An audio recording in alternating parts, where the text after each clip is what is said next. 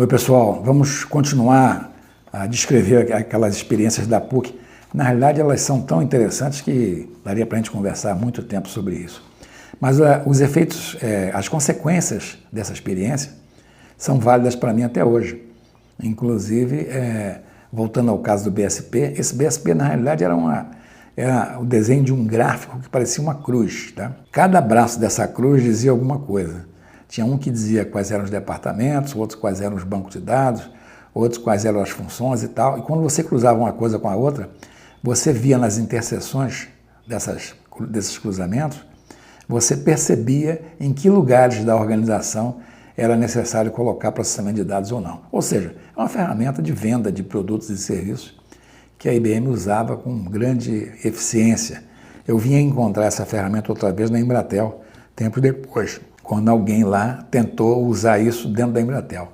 Não teve muito sucesso, mas tentou.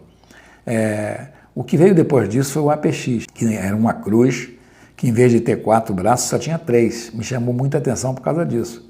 Eles cortaram um dos braços, ficou com 3, para ficar uma coisa mais simples. Só que eu descobri o seguinte, não basta ter apenas esse formato de esclarecimento. É preciso que você combine isso com outra coisa. Então foi por isso que eu comecei a combinar essas informações que vinham nesses braços com as informações que eu passei a ver nos diagramas de análise estruturada.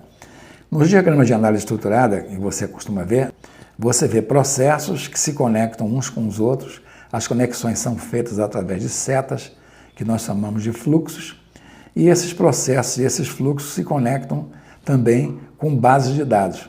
Quando eu descrevo as coisas dessa forma, eu consigo entender como é que a informação flui dentro de uma organização qualquer. E isso torna muito fácil entender onde é que estão os gargalos. E aí eu acrescentei uma outra coisa que não existia nem no APX, nem na análise estruturada.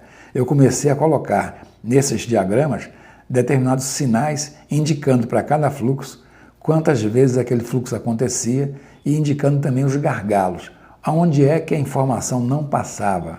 Quando a gente começa a analisar isso, a informação não passa. E quando ela não passa, você tem um travamento ali que impede que as coisas aconteçam corretamente. Mais adiante, em outro vídeo depois dessas, eu vou tentar explicar para vocês por que isso é tão importante quando a gente estiver falando sobre os modelos de negócio das empresas e como é que você sai de uma situação do mundo real e faz a análise. O que é a análise, né? A gente vai falar sobre isso depois. Então, as consequências, tudo isso aí veio de dentro da PUC, porque me ajudou nisso aí tudo, me fez perceber coisas que eu não encontrei na faculdade, nem na escola de administração, nem na escola de contabilidade, nem em qualquer outro lugar, inclusive no MBA que eu fiz depois. Nada disso aparece lá. Por que não aparece? Porque essa ferramenta e outras são ferramentas extremamente úteis para quem está vendendo soluções. Especialmente em empresas como é o caso da IBM e outras desse porte, que elas precisam demonstrar que os produtos que elas estão entregando ou vendendo são úteis para os seus compradores, para os seus clientes, né? Então a melhor maneira de fazer isso é usar um método gráfico para que todos entendam com muita facilidade aquilo que está acontecendo. É exatamente isso que nós nos propomos, que eu me proponho a explicar para vocês, tá? Trazendo essas ferramentas para a gente desenvolver aí um conhecimento sobre esse assunto. Por enquanto eu fico por aqui, tá? Hasta la vista.